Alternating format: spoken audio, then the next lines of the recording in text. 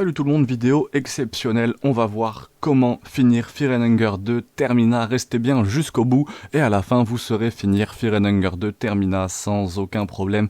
Donc restez bien jusqu'au bout de cette vidéo, vous pouvez bien sûr vous abonner, mettre un pouce bleu. Donc au début il se passe pas grand chose, toute l'introduction classique et on va commencer directement avec le combat contre Tanaka. Donc Tanaka c'est une sorte de jeu d'enfant qui frappe deux fois, donc une première fois dans la poitrine et vous en aurez fini avec lui directement. Maintenant, où le trouver? Si vous l'encouragez depuis le train à marcher un petit peu, vous viendrez dans un petit hangar isolé juste à l'extérieur de la cabane du bûcheron et vous pourrez lui tendre une embuscade ici. Donc c'est vraiment l'endroit qui est sélectionné sur la vidéo, sans problème, très simple à battre. Il fait toujours 15 avec un plaquage, donc c'est très simple vraiment de battre Tanaka. Donc foncez-lui dessus, tuez-le, récupérez son âme directement. Là c'est la fin vraiment où on va massacrer le maximum de monde. Donc c'est très facile. Big up à Lucky Tim Tam, n'hésitez pas à aller voir sa chaîne, de toute façon c'est affiché sur la vidéo, la chaîne est affichée juste en bas, qui a fait cette vidéo, un guide idiot pour Fear and Hunger 2 Termina. Je me suis dit que j'allais vous traduire cette vidéo, donc n'hésite pas à t'abonner pour le travail et à me laisser un petit commentaire avec une autre vidéo éventuellement, si jamais il y a d'autres choses que tu aurais aimé voir en français dans Fear and Hunger et dans Fear and Hunger Termina. Donc sachant qu'il y a plus de 200 guides sur ma chaîne, donc si tu veux voir comment optimiser Marco à l'intro, fonce. Karen, le prochain concurrent que vous allez rencontrer, pas beaucoup plus dur que Tanaka, mais cependant elle a du punch, parce qu'elle a une arme à feu, donc de toute façon, où la trouver? Si vous revenez un peu de Tanaka, elle se situe à droite, là, près de la plage, donc très simple, parvenez à esquiver le tireur qui vous tire dessus, et vous pourrez trouver Karen au bord de la rivière ici, une petite proie facile, une PPF. Alors on accélère, et on arrive tout de suite à Abella, la prochaine candidate. Eh bien vous avez le choix. Vous pouvez soit trouver Abella, donc à un endroit, je sais pas, lui il met au temps 7, et en entrant dans le tunnel 7, mais vous pouvez aussi la progresser, la tuer justement dans le bunker qui est juste ici à gauche, mais cela vous exclura de tuer Henry, Henry c'est dans Fear and Hunger 1, donc c'est Henry, le blond là qui se transforme en mer. D'un autre côté, si vous remontez la rivière et que vous le trouvez dans le manoir avant de laisser Abella, vous pouvez là le sauver à cause d'elle. Mais bon, tuez-les tous les deux, tuez Abella et continuez à progresser en revenant justement dans le train. Et dans le train, vous allez pouvoir très facilement tuer Marina et Olivia. Et vous avez déjà tué 4 personnages. Si vous n'avez pas fait de save, moi je vous conseille de faire une save à ce moment-là. Vous avez tué Karen, vous avez tué Abella, vous avez tué Olivia, vous avez tué Marina. Vous pouvez commencer la partie avec des compétences assez impressionnantes et avec un maximum d'armes. Il y a une vidéo qui est disponible sur ma chaîne qui s'appelle Comment jouer avec une Karine surpuissante. Une Karen surpuissante, Karine. Et en tout cas, c'est à peu près la même technique, sauf qu'elle tue Marco, il me semble, en plus. Et vous pouvez commencer avec 3, 4, 5 personnages tués dès le début. Donc vraiment, n'hésitez pas à ça. Abella, en tant qu'humaine, est beaucoup plus facile à gérer que lorsqu'elle est en brûlure de lune. Donc c'est beaucoup plus intéressant de la tuer quand elle est en forme humaine. En brûlure de lune, elle est très méchante. Donc Olivia et Marina, le matin du premier jour, qui se trouvent dans le train. Petit mécanisme caché si vous ne savez pas. Si vous combattez quelqu'un dans le train et qu'il y a suffisamment de monde après le combat, vous serez retenu et attaché jusqu'au 3e jour. C'est pourquoi ce qui vous empêche de combattre tout le monde au début, c'est un peu Abella, mais il semble qu'avec juste Marina et Olivia dans le train, vous pouvez les buter tranquillement. Cela ressemble à Olivia, quelqu'un en fauteuil roulant qui est capable de vous retenir, permettant d'aller l'un après l'autre dans le train. Marina combat plutôt en personnage de mage, donc assez facile, moins de défense physique et elle tombe en 1 ou 2 coups. Olivia un peu plus dure parce qu'elle se bat pas dans le sens typique où elle utilise plus d'effets de statut, mais pas mal de poison et de toxines. Donc ça signifie que si vous avez un vil blanc sous la main, vous avez la chance d'avoir obtenu un tome d'Alem, qui est un livre dans le jeu, donc si vous pouvez faire un mélange de rouge et de vert, ça vous guérira et ça va être très utile. Il y a une condition que vous ne pouvez pas guérir et si vous le faites, c'est le cercle Sylviane qui la guérira comme elle guérit d'autres. Sylviane, de toute façon, elle guérit un petit peu tout, ça allait très vite parce que j'étais en 1,5.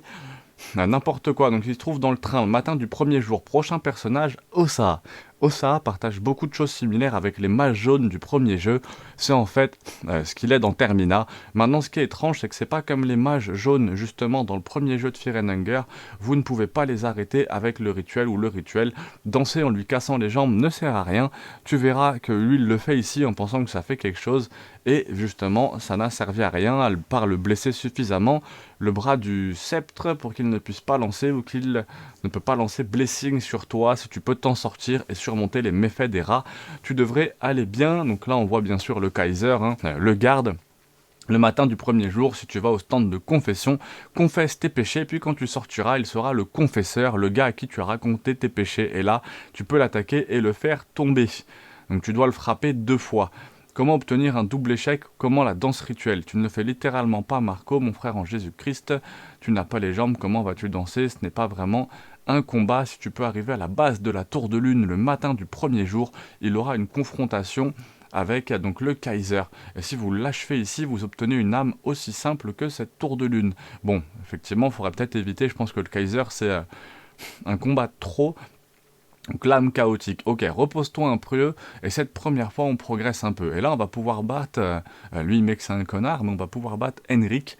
Je ne sais pas vraiment comment prononcer son nom plus précisément. Sous sa forme de brûlure de lune, le monsieur est inévitable de faire face au moins une brûlure de lune dans cette course. Donc soit Henri, soit Bella pour venir à leur brûlante tête...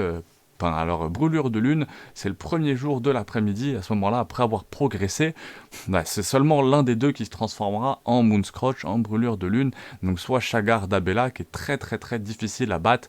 Donc lui, il a préféré tuer Abella sans sa brûlure de lune et aller tuer Henrik après pour cette course avec un saut qui complète pro pour être complètement maîtrisé. Et Bob et Wave augmentent l'évasion physique. Ou alors, ce n'est pas d'un autre monde, et ça sera le cas, esquive la plupart, sinon la totalité des attaques de ce monsieur.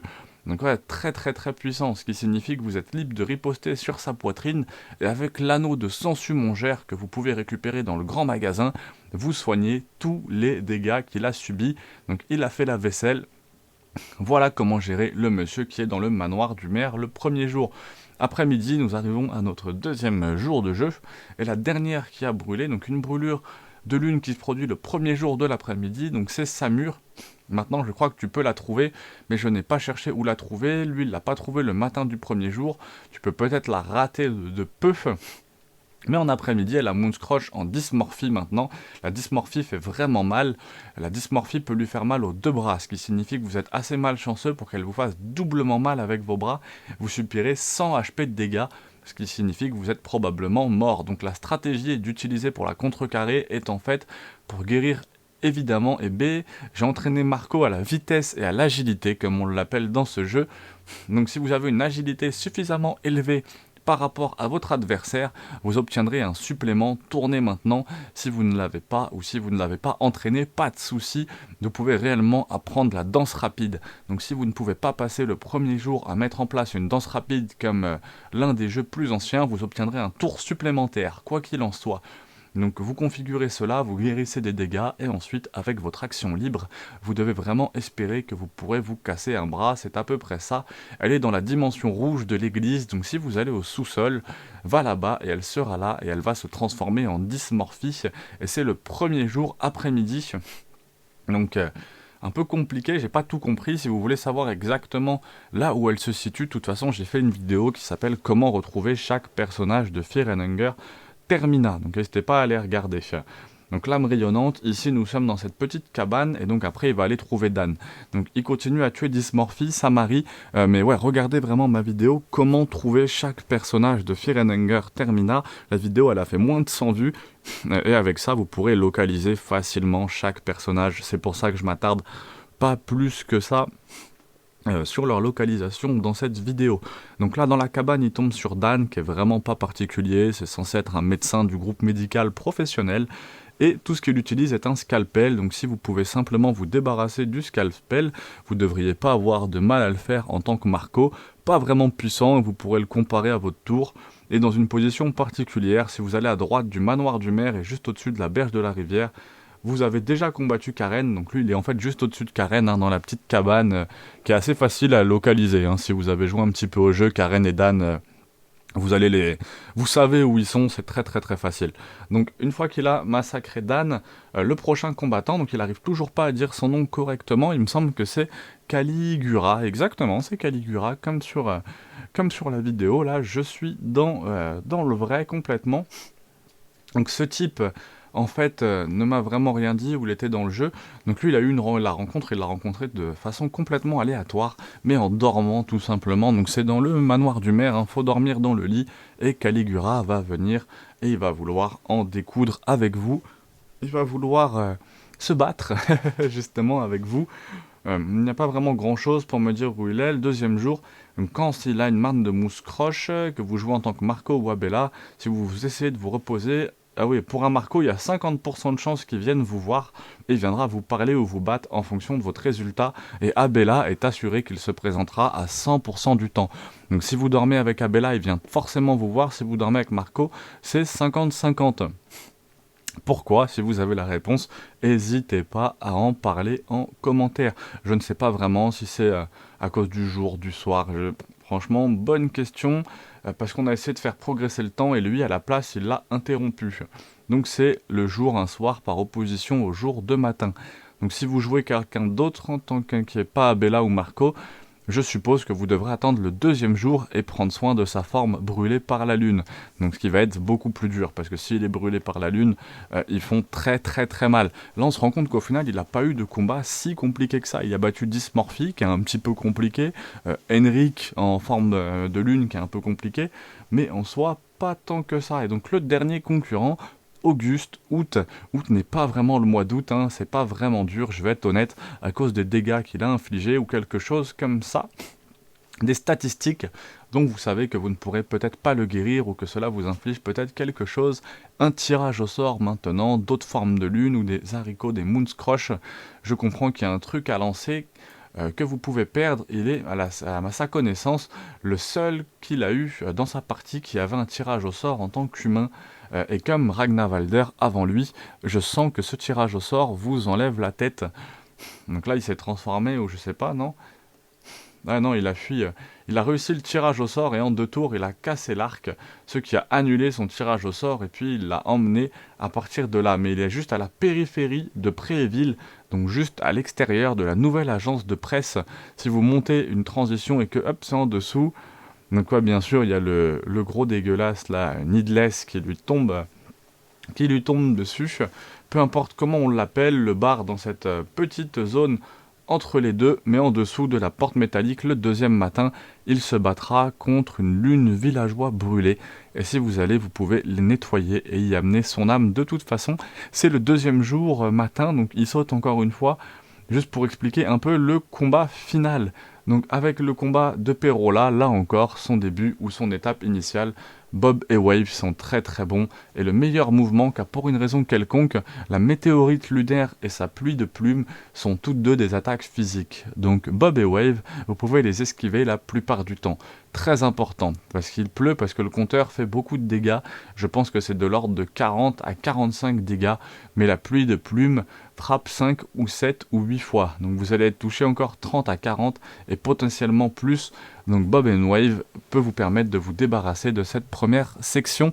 Donc voilà, très intéressant. Déjà, juste moi pour ça, j'ai pas regardé ce guide pour rien, et j'espère que vous aussi, parce que je me demandais un peu, Bob & Wave, je l'ai déjà vu en jouant Marco, et je pensais pas que c'était une attaque qui était aussi utile pour justement éviter les coups. Donc n'hésitez pas à jouer avec Bob & Wave, hein, tout simplement. Si vous jouez Marco, qui est un personnage des plus appréciés, Marco, j'ai l'impression. D'ailleurs, n'hésitez pas à mettre votre personnage préféré de Fear and Hunger Termina en commentaire, et peut-être vos youtubeurs aussi que vous regardez sur Fear and Hunger Termina. J'ai l'impression d'être le français, en tout cas, qui a fait pas forcément le travail le plus qualitatif, ça c'est certain, mais en tout cas en termes de quantité, je suis vraiment le seul, j'ai l'impression, qui a sorti tous les guides. Si vous aviez besoin d'un guide en particulier là pour un combat sur le 2, que j'ai fait tous les boss du 1, mais si vous voulez voir comment battre Perkele, je vous fais une vidéo de 10 minutes où j'explique vraiment étape par étape, tour par tour, comment battre Perkele. Il suffirait de le mettre en commentaire. Mais c'est vrai que Fear and Hunger, faisant moins de vues en fait, j'ai un petit peu calmé Fear and Hunger. Donc là je reviens tout doucement, mais si les vidéos fonctionnent bien, je vais en faire beaucoup plus. Donc c'est à vous bien sûr d'envoyer un maximum d'amour sur cette chaîne, vous le savez. Donc il va parler avec Perkele, tiré par le bras. J'espère tout d'abord installer des supports rapides si vous n'en avez pas, des petites amulettes, ou avoir suffisamment entraîné son agilité pour que vous ayez un deuxième tour. Donc ouais, si vous entraînez suffisamment l'agilité, vous avez 2 tours directement naturellement. Mais en dehors de cela, dans sa deuxième phase, il va commencer à utiliser un ordre blessant ou noir qu'il ne peut utiliser qu'une fois par tour. Donc ouais, très intéressant de toute façon. Donc Perkele, le final boss. Perkele, donc qui va pouvoir le dernier combat, en fait, il va le massacrer et ensuite, on a justement fini le jeu avec cette fin C. Donc si jamais vous avez besoin d'un tuto pour comment battre Perkele, n'hésitez pas à en parler aux commentaires, ou comment battre Rare. Si vous voulez en savoir plus sur Perkele, ou même sur le jeu Fire and Hunger Termina, il y a bien sûr sur ma chaîne de disponible une vidéo lore sur qui est Perkele, sur qui est Rare derrière, sur les brûlures de lune. Allez voir, Fire and Hunger Termina vous fera devenir votre pire vous, où je parle des brûlures de lune. C'est une vidéo qui est extrêmement intéressante. Je pense qu'on en a fini pour l'idiot guide. Normalement, si vous suivez ça, vous devriez à peu près pouvoir finir le jeu jusqu'à la fin C. Donc n'hésitez pas à mettre un petit pouce bleu, un petit commentaire.